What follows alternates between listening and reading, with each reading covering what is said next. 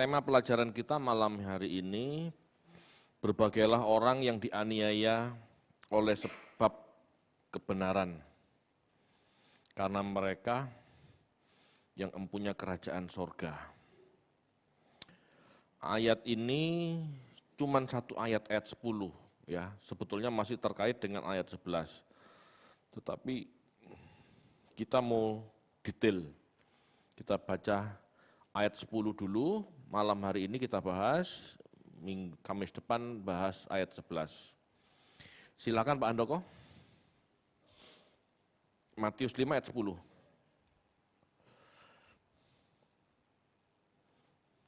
Matius 5 ayat 10, berbahagialah orang yang dianiaya oleh sebab kebenaran, karena merekalah yang mempunyai kerajaan surga. Baik. Berbagailah orang yang dianiaya oleh karena kebenaran. Kebenaran di ayat ini adalah dikaiosune, bukan aletheia. Ya. Artinya perbuatan yang benar. Perbuatan yang benar. Benar jelas ya, bukan kebenaran umum yang dipahami orang agamawi saat itu. Ya. Kalau benar yang dianggap di situ adalah kebenaran umum seperti yang dipahami orang Yahudi saat itu, ya Yesus tidak perlu khotbah. Karena semua rabi juga mengajarkan kebenaran yang dipahami saat itu. Ya. Kebenaran yang dipahami oleh orang saat itu adalah kebenaran sesuai premis yang ada. Sebab ajaran Tuhan belum berkembang. Ajaran Tuhan baru dimulai. Khotbah di bukit ini kan khotbah awal-awal pelayanan Tuhan Yesus. Ya. Jadi pada saat itu Bapak Ibu, orang Yahudi pasti memahami kebenaran yang dimaksud sesuai dengan premisnya yang beredar saat itu, sesuai dengan pendapat yang beredar saat itu. Yang pertama, orang Yahudi itu agamawi. Berarti kebenaran atau dikaiosune yang dimaksud berarti sikap-sikap ibadah. Ya, berdoa, berpuasa, bersedekah secara legalitas. Jadi orang Yahudi memahami dikaiosune, kebenaran beragama itu berdoa sehari 3 kali misalnya, 7 kali misalnya. Puasa Senin Kemis misalnya. Ya. Itu aturan-aturan yang diajarkan para rabi. Bersedekah misalnya. Mereka melakukan sedekah atau berbagi, ya hanya karena bagi mereka sedekah itu syarat hukum. Ya. Memberi karena berdasar hukum. Tapi pasti Bapak Ibu, yang dimaksud Tuhan Yesus bukan seperti itu. Pasti yang dimaksud Tuhan Yesus bagaimana berdoa, berpuasa, itu berangkat dari sikap hati mau mengenal Tuhan, mau merindukan Tuhan.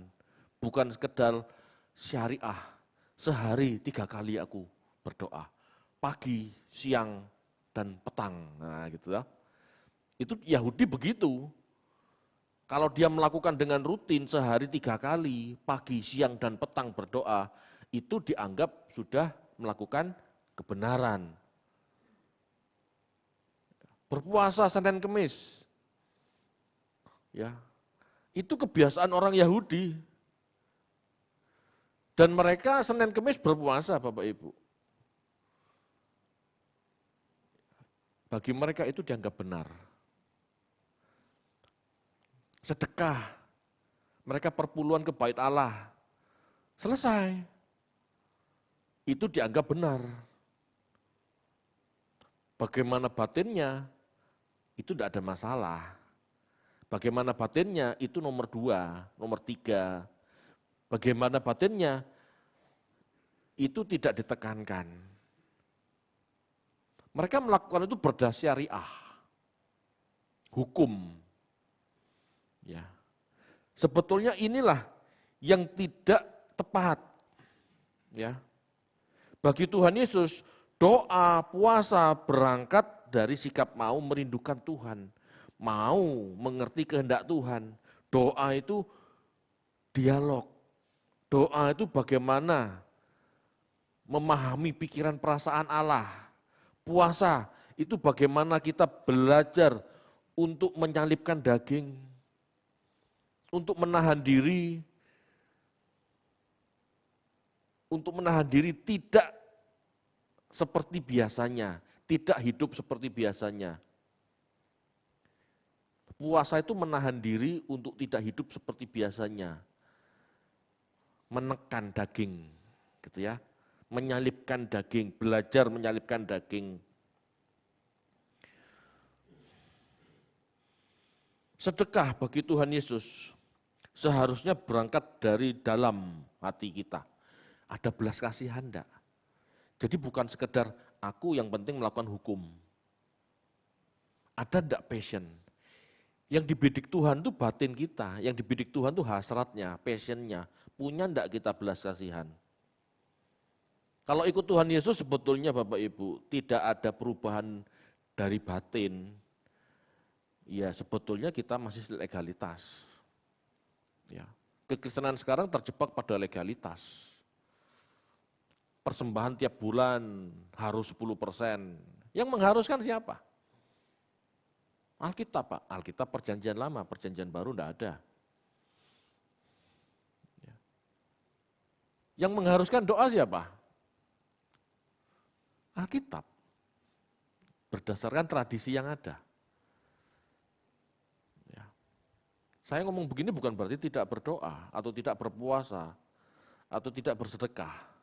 Tapi yang Tuhan tuntut biarlah itu muncul dari batin, dari kerinduan mengenal kebenaran, dari kerinduan mengenal kehendak Allah, dari kerinduan memberkati sesama, dari kerinduan menjadi berkat. Ada enggak kerinduan jadi berkat? Atau dalam diri kita, yang penting keluargaku cukup sudah, yang lain enggak ngurus? Nah, ajaran batin kayak begini loh. Zaman itu belum ada, ya.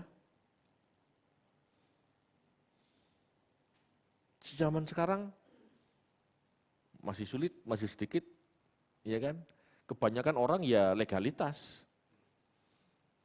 Bapak Ibu, kita harus berangkat dari belas kasihan. Kita harus berangkat dari batin, kebenaran batin yang ditembak Tuhan. Ya. Bukan sekedar memberi, tapi punya enggak belas kasihan. Bukan sekedar yang penting berbuat baik, enggak bisa seperti itu. Apalagi kalau kita memberi, berbagi hanya karena ingin kembalian 30, 60, 100 kali lipat. Wah itu meleset jauh. Itu meleset jauh. Jadi jangan pernah berpikir bersedekah, berbagi sesama, ya berbagi bagi sesama. Jangan pernah Anda pikir untuk mendapatkan balen 30, 60, 100. Anda lebih jahat dari preman. Betul. Halo Bapak Ibu. Jangan juga memberi hanya karena yang penting berbuat baik. Biasanya begitu. Periksa diri Anda apakah sudah memiliki belas kasihan. Sebagai rabi yang baru muncul, ya entah dari mana, orang saat itu tidak mengenal Yesus secara mendalam ya. Apalagi orang yang baru mendengar khotbah Yesus pada saat di bukit gitu ya, belum kenal sebelumnya. Mereka bingung ini rabi dari mana gitu ya. Yang lain melihat, yang lain mendengarkan, ikut-ikutan, bisa saja kan? Gitu loh. Jadi sebagai rabi yang baru muncul entah dari mana, dengan ajaran yang memiliki perbedaan dengan pemahaman Farisi pada umumnya, Bisa jadi mengikut Yesus berarti akan mendapat aniaya karena dianggap bidat, karena dianggap aneh. Jadi pada saat Tuhan Yesus ngomong, berbahagialah kamu yang dianiaya karena kebenaran. Ini yang dimaksud kebenarannya Yesus. Berbahagialah kamu yang dianiaya karena kebenaran yang aku ajarkan. Itu maksudnya. Bukan kebenaran pada umumnya. Karena kebenaran pada umumnya bertabrakan dengan kebenaran yang Yesus ajarkan. Ya, Yesus selalu ngomong, hai orang Farisi, kamu itu seperti kuburan yang berlabur putih, di luarnya bagus, putih. Gitu ya. Kuburan zaman dulu itu kan di dalam gua. Di dalam gua. Nah, gua yang dipakai sebagai kuburan itu dilabur putih. Kelihatannya bersih, putih. Dalamnya tengkorak tok istilahnya. Mayat bau busuk. Ya. Jadi yang Tuhan inginkan, luarnya bagus, dalamnya juga harus bagus. Tampilanmu bersih, dalamnya juga harus bersih. Jangan tampilanmu tok. Nah, tampilan-tampilan ini loh yang Tuhan Yesus kelihatannya sehari 3 kali doa, tapi dalamnya busuk. Tetap membenci, tetap mendengki, tetap berniat membunuh. Puasa, tampilannya tok kelihatannya bagus. Wah, menahan diri, menahan daging. Tapi buka puasanya pesta pora. Pedebei, sama saja.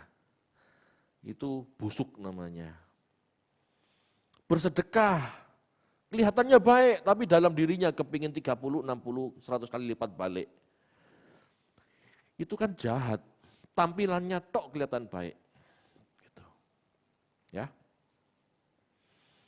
Yang kedua, kebenaran yang dimaksud pada umumnya saat itu adalah kebenaran bahwa Yesus sebagai keturunan Daud.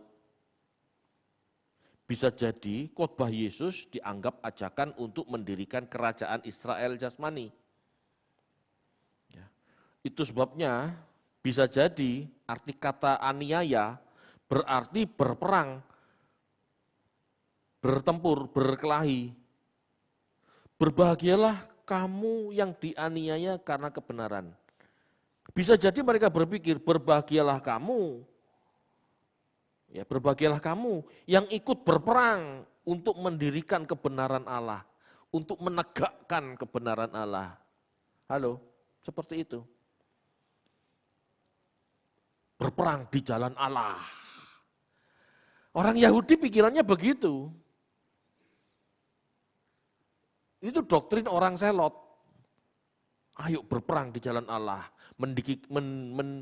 menegakkan, mendirikan kerajaan Daud. Gitu ya. Bisa jadi khotbah Yesus ini dianggap ajakan untuk kehilangan hidup demi perjuangan menegakkan kebenaran mesianik melawan penjajah. Pola pikir mereka seperti itu. Ya, pola pikir mereka seperti itu. Pola pikir ini akhirnya keterusan. Banyak tetangga kita yang ikut kayak begitu. Doktrinnya begitu. Asalnya dari mana? Dari mereka. Jadi orang Yahudi itu aslinya kadal gurun.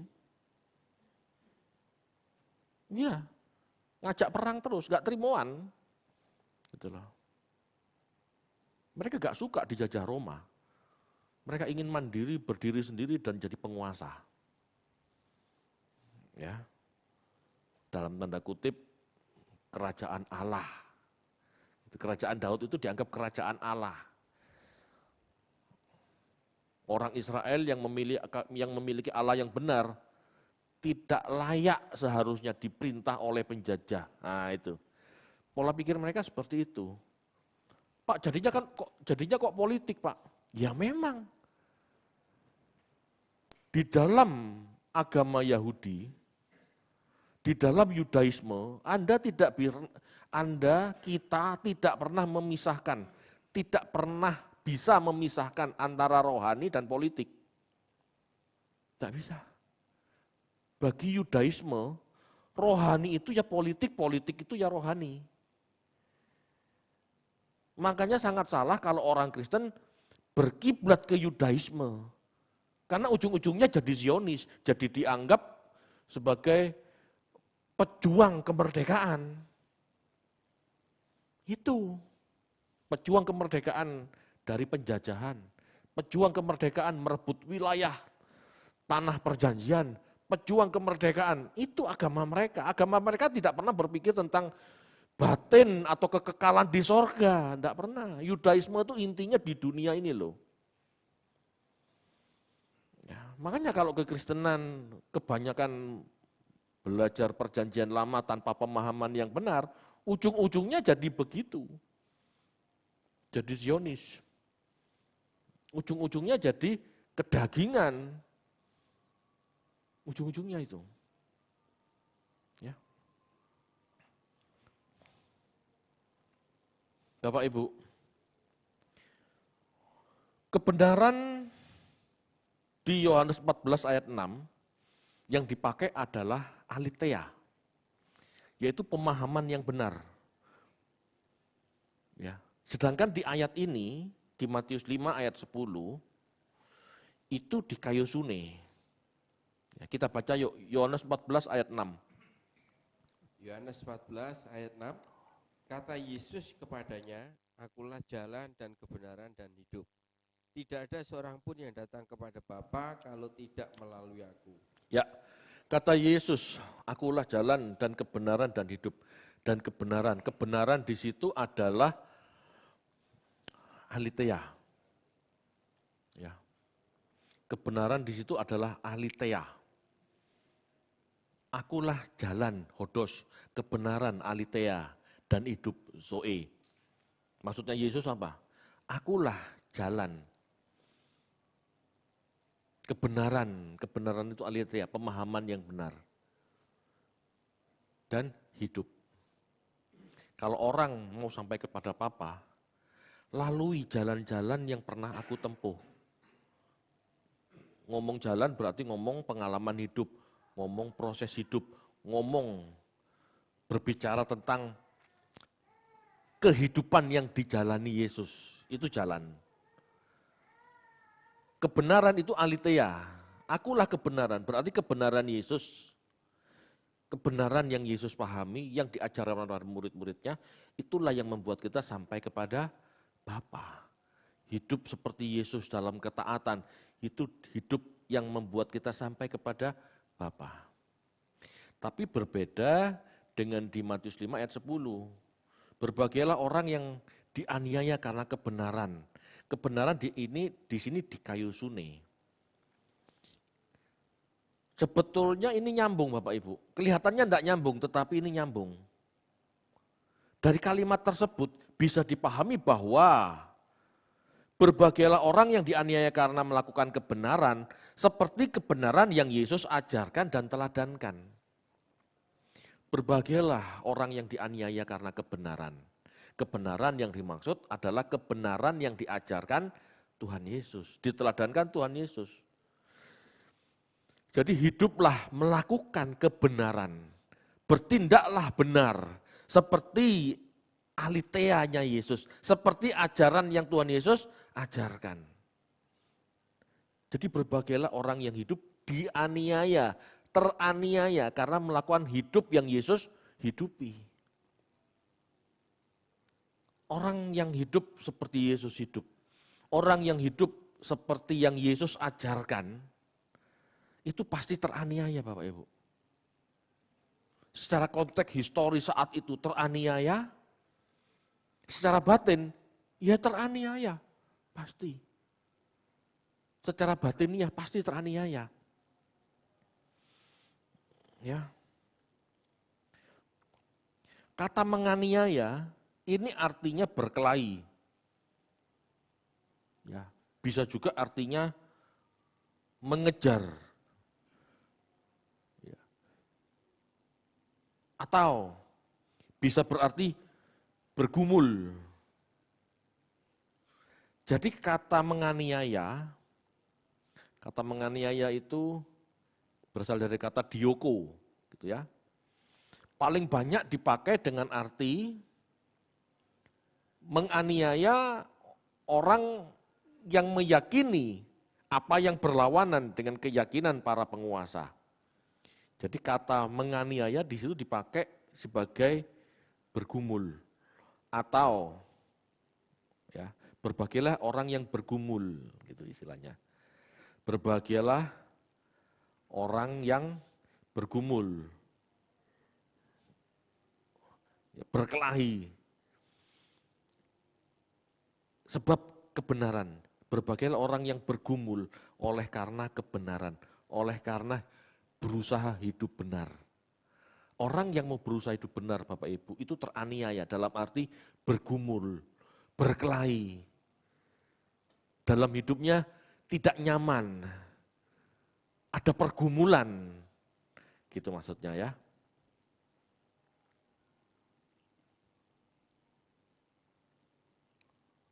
Bahagia yang Yesus maksud jelas karena penganiayaan akibat kebenaran. Jadi hidup mengalami kesulitan, ya, mengalami kesulitan dalam hidup akibat hidup benar menurut ajaran Tuhan. Berbahagialah orang yang teraniaya karena kebenaran. Berbahagialah kita yang mau hidup benar. Seperti yang Tuhan ajarkan. Meskipun kita mendapatkan tantangan, meskipun kita mendapatkan aniaya, meskipun karena kebenaran yang kita hidupi kita harus bergumul dengan lingkungan, dengan dunia. Itu maksudnya. Berbahagia. Bahagia yang dimaksud Yesus jelas karena penganiayaan akibat kebenaran. Mengalami kesulitan dalam hidup akibat hidup benar menurut ajaran Tuhan. Jelas ya, bukan penganiayaan atau pergumulan akibat kesalahan sendiri. Ya, itu maksud ayat 10 ini. Bapak Ibu, orang benar sejak zaman para nabi selalu teraniaya. Demikian pula zaman Yesus. Ya. Yesus mungkin saja memperingatkan pendengarnya bahwa akan ada celaan, aniaya, fitnah bagi mereka yang mengikuti ajarannya. Nabi Yesaya itu digergaji, teraniaya karena dia menyatakan kebenaran.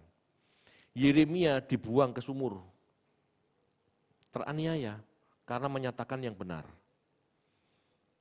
Bertobat kalau tidak ingin bangsa ini dihancurkan. Itu kebenaran yang disampaikan Yeremia. Nabi-nabi yang lain mengatakan, enggak, rumah Allah ada di Yerusalem. Tidak mungkin Yerusalem hancur. Karena apa? Karena Allah ada di Yerusalem. Gitu. Yang mana yang benar? Yang Yeremia. Tidak lama kemudian Nebukadnezar hancurin Yerusalem.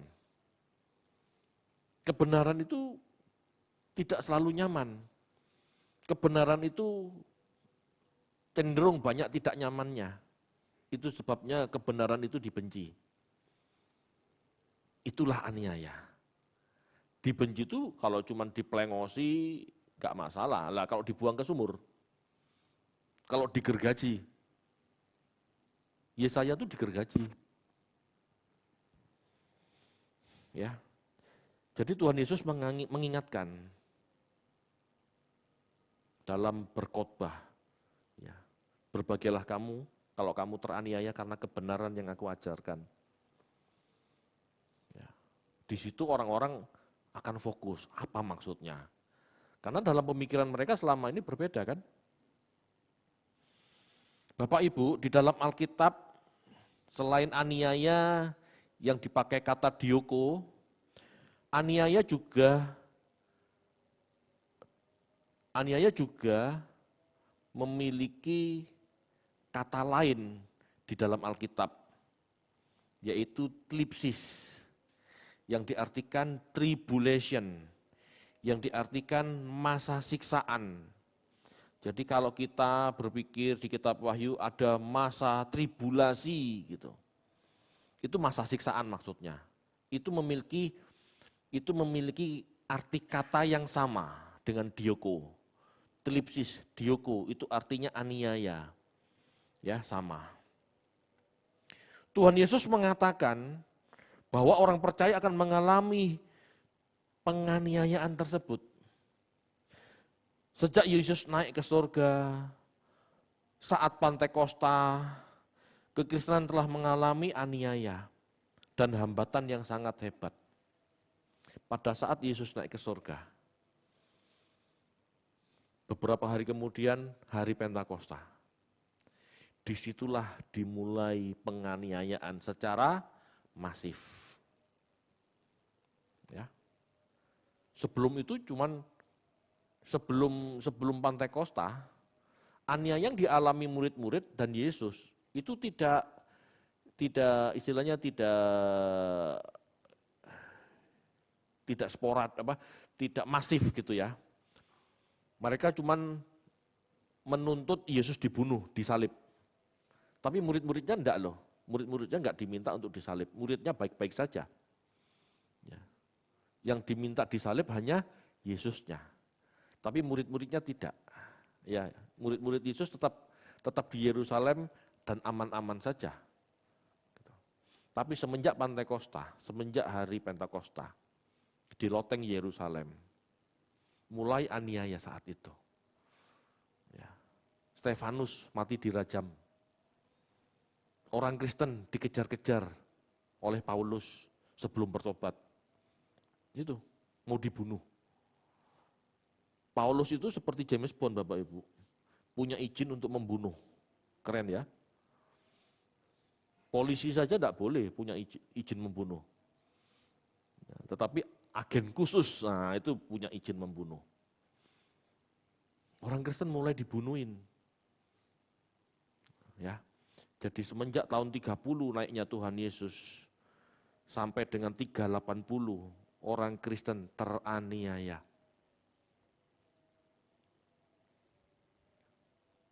Sejak awal kekristenan berkembang dalam aniaya. Sejak awal kekristenan berkembang dalam aniaya.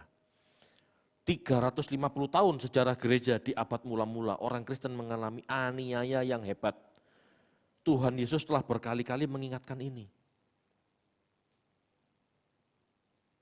Orang Kristen dimusuhi oleh orang Yahudi karena menganggap Yesus itu anak Allah.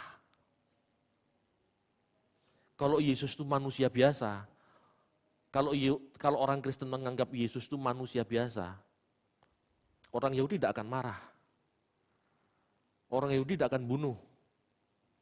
Tetapi karena orang Kristen dianggap menuhankan manusia, maka orang Kristen dikejar-kejar. Halo Bapak Ibu, sadar enggak ini? Kalau orang Kristen menganggap Yesus itu manusia biasa, enggak beda sama rasul-rasul, enggak beda sama yang lain, tidak mungkin dikucilkan, tidak mungkin dibunuhi, tidak mungkin dianiaya, kita baik-baik saja. Tetapi karena Yesus dianggap anak Allah. Dan orang-orang percaya menghormati Yesus sebagai anak Allah, sebagai yang ilahi. Orang Kristen dibunuhi, orang Kristen teraniaya. Kan begitu. Jangan lupakan sejarah ini bedanya dari situ. Kalau nggak ada perbedaan, kita baik-baik saja. Dan kita bisa-bisa jadi Yahudi. Halo Bapak Ibu. Ayo dipikir yuk. Ini perlu direnungkan. Bapak Ibu, sejak awal kekristenan berkembang dalam aniaya. Aniaya paling awal ya, adalah dari saudara-saudara sendiri, yaitu orang Yahudi. Penganiayaan pertama oleh orang-orang Yahudi. Sebab kekristenan dianggap sesat. Dan Tuhan juga menubuatkan nanti ada orang-orang yang menganiaya kamu. Dan kalau mereka menganiaya kamu, mereka menganggapnya sebagai berbakti kepada Allah. Halo. Ini peristiwa tahun 70 sampai tahun 135. Tahun 70 orang Kristen tidak mau ikut berperang karena dia mendengar nasihat Tuhan untuk lari ke gunung. Orang Kristen tidak mau berperang, dia lari ke gunung. Yang berperang mempertahankan Yerusalem cuma orang-orang Yahudi. Yudaisme, ya dihabisin sama Roma. Sejak saat itulah orang-orang Kristen dianatema, diasingkan. Kamu bukan Yudaisme, kamu bidat, kamu sesat. Melalui doanya, birkat haminim. Dipisahkan. Ya. Di masa-masa itulah kekristenan dikucilkan dari Yudaisme. Orang Kristen tidak bisa masuk sinagog untuk beribadah. Halo? Jadi yang menganiaya kekristenan pertama kali itu orang Yahudi. Bukan orang Romawi. Orang Romawi itu nanti. Ya.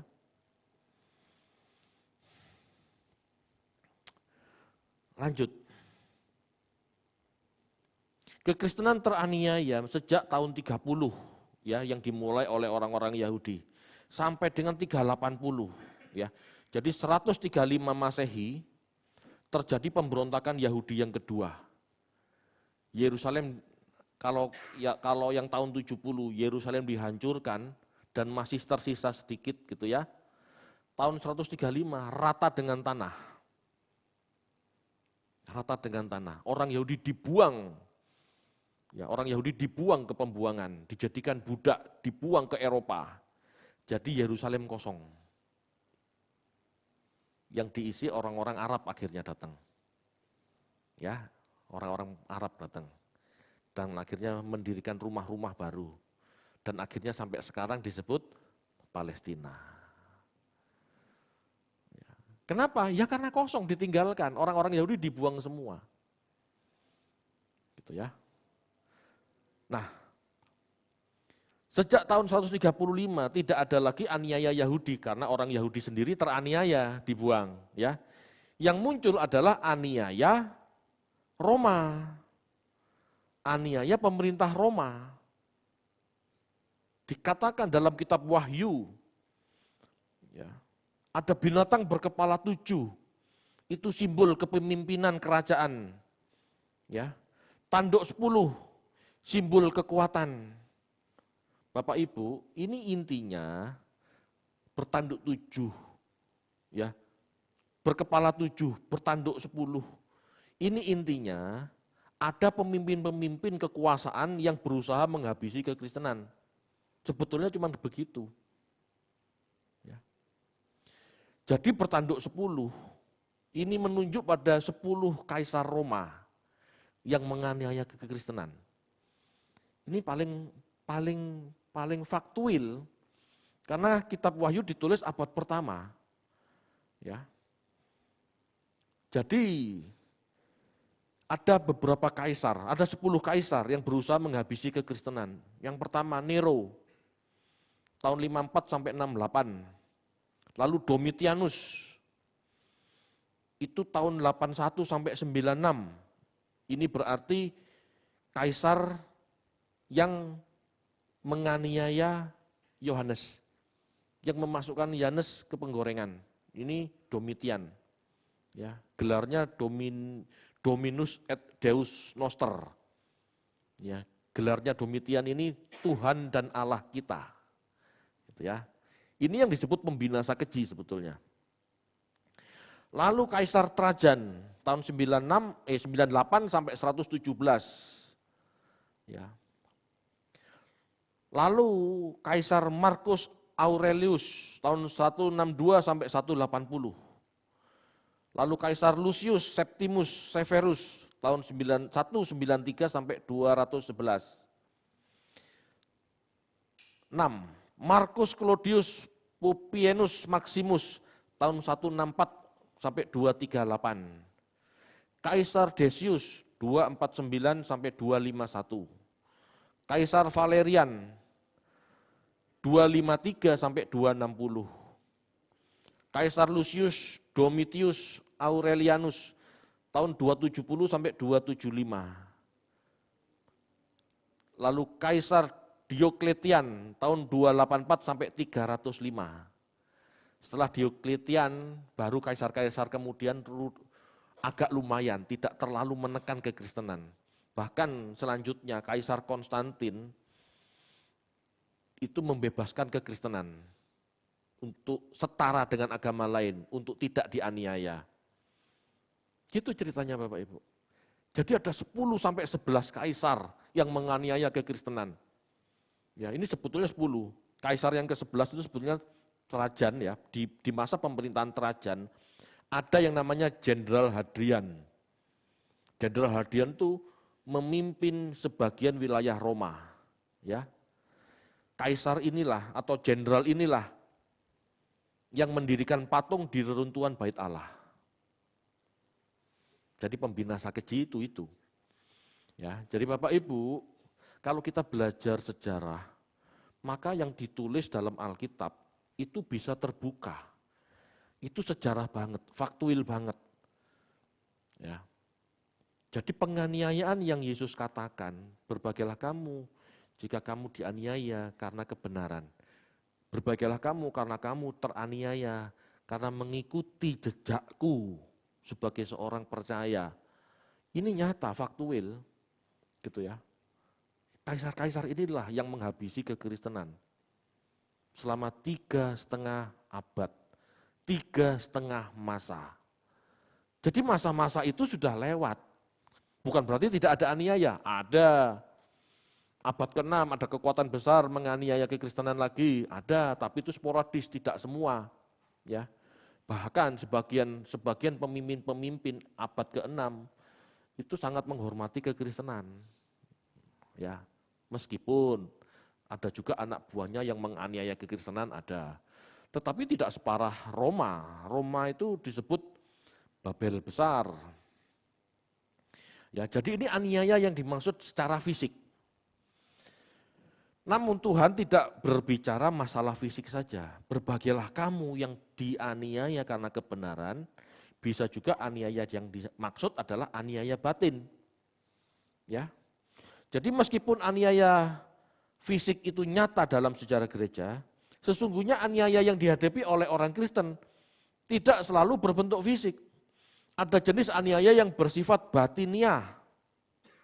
Contohnya, tidak dihargai.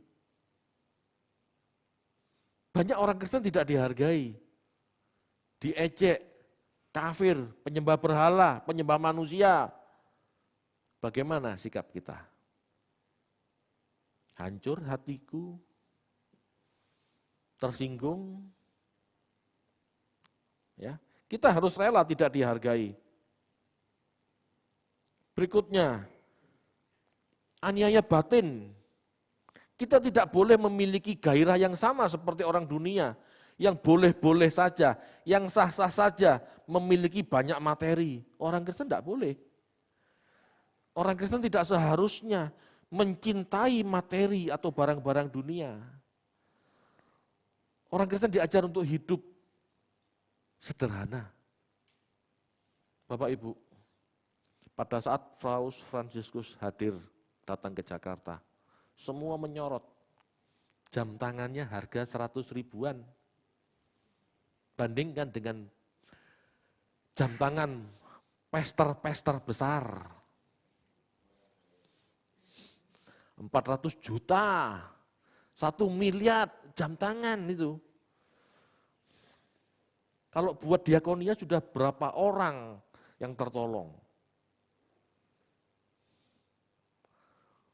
Banyak orang Protestan menyebut Katolik sesat.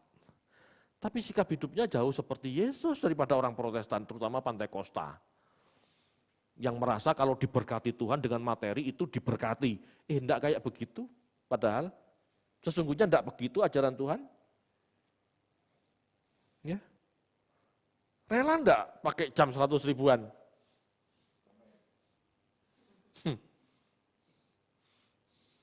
Enggak mudah Bapak Ibu. Enggak mudah. Kadang-kadang saya juga berpikir loh, saya kan juga kepingin punya jam. Tapi mau beli mahal 1 jutaan kok mahal gitu. Mau beli yang 100 ribuan saya tuh mikir, iki engkau sak bulan rusak. Saya kan mikir gitu.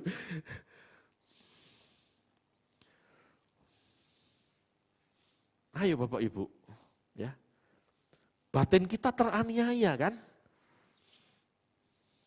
Yang kita pakai jam 100 ribuan, yang lain 2 juta, 10 juta. Bahkan Pak Pendeta 1 miliar 400 juta. Berarti kita kan dianiaya oleh saudara seiman. Betul enggak? Parah kekristenan itu Bapak Ibu. Banyak orang Kristen tidak berani mengorbankan perasaan inginnya. Banyak orang Kristen tidak berani mengorbankan gengsinya demi hidup seperti Yesus hidup. Tidak berani. Burung di udara punya sarang, serigala punya liang, anak manusia tidak punya rumah, tidak punya tempat untuk meletakkan kepalanya. Orang Kristen malu kalau tidak punya rumah. Orang Kristen malu kalau tidak punya mobil. Gimana? Bisa enggak kita merelakan, ya, mengikhlaskan hidup sederhana? Bisa enggak? Ini bukan masalah yang enggak bisa beli. Ya kalau memang enggak bisa beli jangan memaksa, itu pasti. Tetapi bagaimana orang yang bisa beli? Maukah kita? Oh, aku mampu beli itu. Tapi enggak wis, aku beli yang biasa saja. Kenapa? Pertama, supaya uangnya bisa tak maksimalkan untuk pekerjaan Tuhan. Wah, itu enggak mudah. Kedua, setidaknya kalau belum ada perintah Tuhan untuk menggunakan uang kita, tabungan kita untuk pekerjaan Tuhan, setidaknya kita memiliki empati kepada orang miskin. Ada orang tidak bisa sekolah, ada orang tidak bisa hidup. Kamu pakai jam 400 juta, apalagi kamu pendeta. Perasaanmu di mana? Sama cinta lora saja kalah nuraninya. Padahal dia kerja. Betul enggak? Cinta lora ngomong begitu, kalau saya bawa tas harga 30 juta, apa gunanya? Lebih berguna mana kalau uang 30 juta itu buat makan orang banyak, buat panti asuhan. Loh, ini orang dunia enggak mengenal Tuhan, pikirannya bisa sampai situ. Lah pendeta kok 400 juta jamnya. Halo? Kebacut enggak?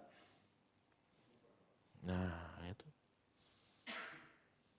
Kekristenan ini kebacut Bapak Ibu. Ajaran yang salah, yang diikuti itu ajaran yang salah. Menjadi orang Kristen yang benar berarti rela mengambil bagian dalam penderitaan Tuhan. Lah kalau Tuhannya mau hidup sederhana, umatnya kok mau bergaya hidup mewah? Lah kamu nyontoh siapa? Makanya ada pertanyaan, orang Kristen yang mau sok kaya itu ya, orang Kristen yang mau bergaya hidup mewah, Tuhanmu itu Yesus atau Yabes? Nah itu. Tuhan sendiri yang akan menuntun kita bagaimana kita mengambil bagian dalam penderitaannya. Kita harus dengar-dengaran. Kalau memang kita diberkati Tuhan, kita memang butuh, kita beli, tidak ada masalah. Tetapi sekali lagi, satu, berguna atau tidak, bermanfaat atau tidak buat kita. Yang kedua, menyakiti perasaan orang lain enggak? Kalau kira-kira yang ngasih persembahan di gereja itu 2.000, 5.000, 10.000, karena memang segitu kemampuannya. Lalu yang diberi persembahan jamnya 400 juta. Yang ngasih persembahan 10.000, 20.000, bahkan mungkin nggak bisa makan gara-gara dia persembahan. Parah enggak kekristenan? Ini loh orang-orang yang tidak mau teraniaya karena kebenaran. Pester-pester kayak begini loh. Itu orang-orang yang tidak mau teraniaya karena kebenaran. Gitu. Menyedihkan ya. Penderitaan merupakan bagian penting sebagai proses penyempurnaan iman kita. Kalau kita mau sempurna dalam iman, kalau kita mau Tuhan menemukan iman kita saat Dia datang kelak, jangan takut ambil bagian dalam penderitaan Kristus. Ambil bagian dalam penderitaan Kristus itu jelas kok. Yesus rela hidupnya bagi orang lain. Betul enggak? Dia lakukan mujizat, memberi makan 5.000 orang. 5 roti, 2 ikan, jadi banyak buat orang, ya toh. Kan yang dipercaya begitu kan, jadi banyak buat makan 5.000 orang. Masih sisa 12 bakul. Bayangkan kalau mujizat itu akhirnya Tuhan buat misalnya 1 orang 1 roti, ya 1 roti misalnya dihargai 10.000, kalikan 5.000, berapa juta sudah dapatnya Tuhan? Ngerti enggak cara maksudnya? Kamu melakukan KKR, Festival Kuasa Allah, mujizat. Tapi untuk ngundang kamu, PK-nya sekian Pak, PK-nya 50 juta Pak, persembahannya 100 juta. Kamu jualan mujizat. Banyak pelayanan yang enggak tulus, ujung-ujungnya duit. Nah herannya pendeta kayak begini, jemaatnya banyak.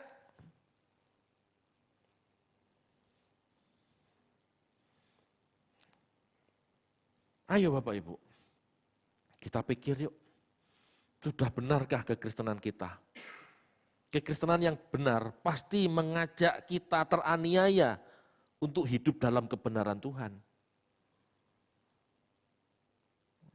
Kekristenan yang palsu pasti mengajak daging kita untuk dipuaskan. Itu jelas.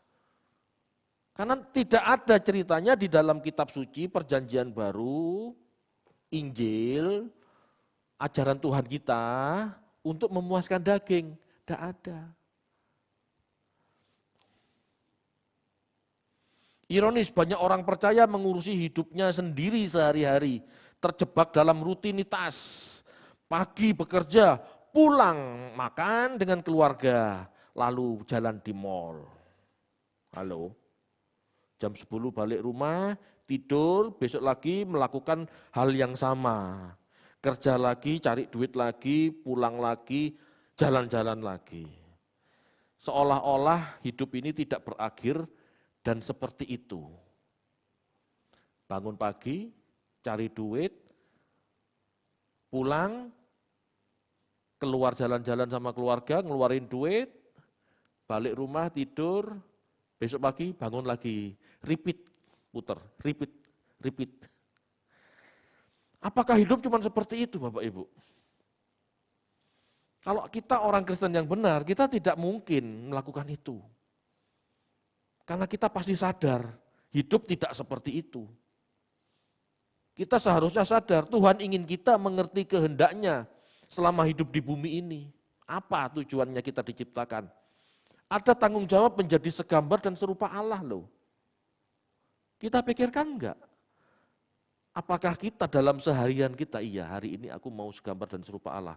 Hari ini aku mau memperbaiki sifatku yang mana? Hari ini aku mau memperbaiki karakterku yang mana? Ada enggak pikiran-pikiran itu? Atau cuma bangun tidur, kerjaannya apa? Nanti jalan-jalan kemana, makan apa, lalu belanja apa, jalan apa,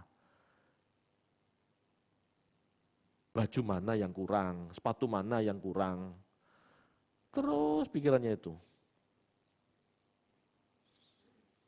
Bapak Ibu, kita hidup punya tanggung jawab loh, memperbaiki kodrat kita, membentuk gambar dan rupa Allah dalam hidup kita. Sudahkah kita pikirkan? Tiap hari saya doa Pak. Doa apa? Doa minta-minta. Ya sama saja. Berdoa jangan minta-minta Bapak Ibu. Hal-hal materi maksudnya. Berdoa itu mintalah kehendak Allah. Mintalah Tuhan apa yang harus aku lakukan untuk kepentinganmu. Tuhan aku harus melakukan apa untuk memperbaiki diriku. Tapi kalau doanya cuma minta-minta, berkati Tuhan hari ini, supaya tokoku rame, supaya perusahaanku laris, ya tidak ada gunanya kita hidup. Tidak ada gunanya dalam arti tidak ada gunanya dalam makna rohani ya. Maknanya jasmani tok. Jika kita memiliki perasaan Tuhan, barulah kita bisa mengerti bagian mana yang harus kita pikul. Kalau kita tidak punya pikiran perasaan Tuhan, kita tidak pernah ngerti mau ngapain ya dalam bertuhan.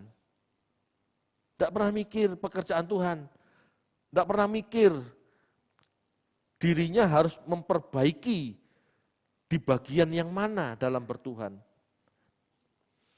Ini orang-orang yang tidak punya tanggung jawab. Ya. Tuhan akan membuka mata kita, melihat salib yang harus kita pikul.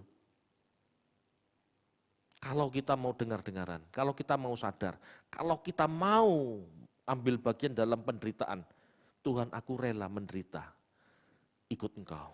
Tuhan aku rela menderita, ikut dalam pekerjaanmu. Kalau kita ngomong kayak begitu, Tuhan pasti tunjukkan.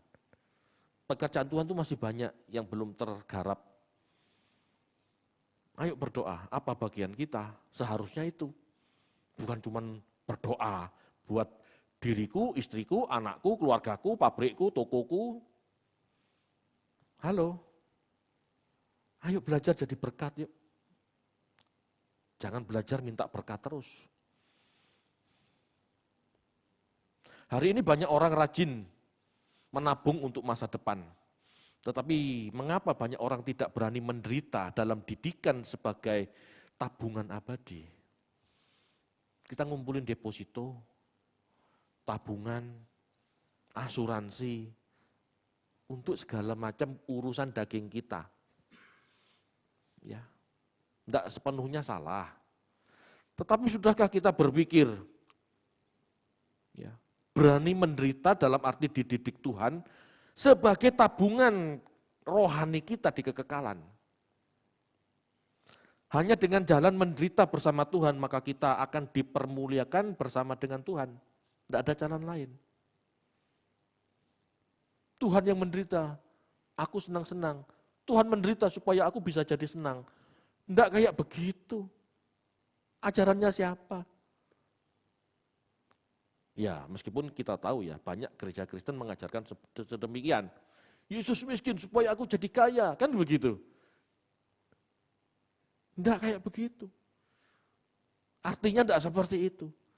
Yesus rela jadi miskin, dia yang anak Allah turun ke dunia dalam rupa hamba, supaya kita jadi kaya dalam arti bisa masuk kerajaan Allah. Dia menjadi hamba supaya kita yang sebetulnya budak bisa diperbaiki dan layak masuk kerajaan Allah. Jadi kaya di sana maksudnya. Masuk surga itu loh jadi kaya. Bukan jadi kaya secara jasmani. Itu ajarannya siapa kayak begitu ya. Jadi pola pikir materialisme sudah merajalela di gereja Bapak Ibu. Hati-hati. Tuhan tidak pernah ngajarin seperti itu. Tuhan tidak pernah ngajarin seperti itu. Jika kita tidak turut dalam penderitaan Yesus, jika kita tidak hidup menderita seperti Yesus menderita, tidak mungkin kita jadi raja juga di surga. Tidak mungkin kita jadi wakil-wakilnya, jadi hamba-hambanya di surga. Tidak mungkin, tidak kepake. Tidak kepake.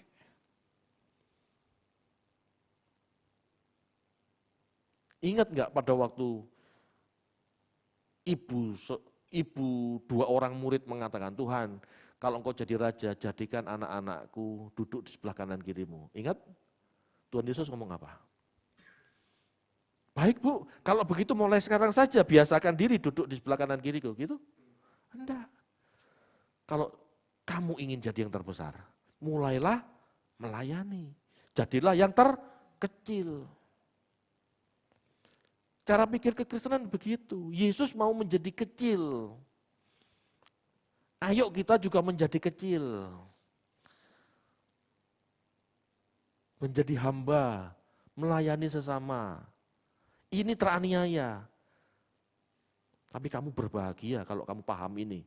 Karena besok kamu akan menyertai Tuhan dalam menjalankan pemerintahan kerajaan Allah. Itu maksudnya.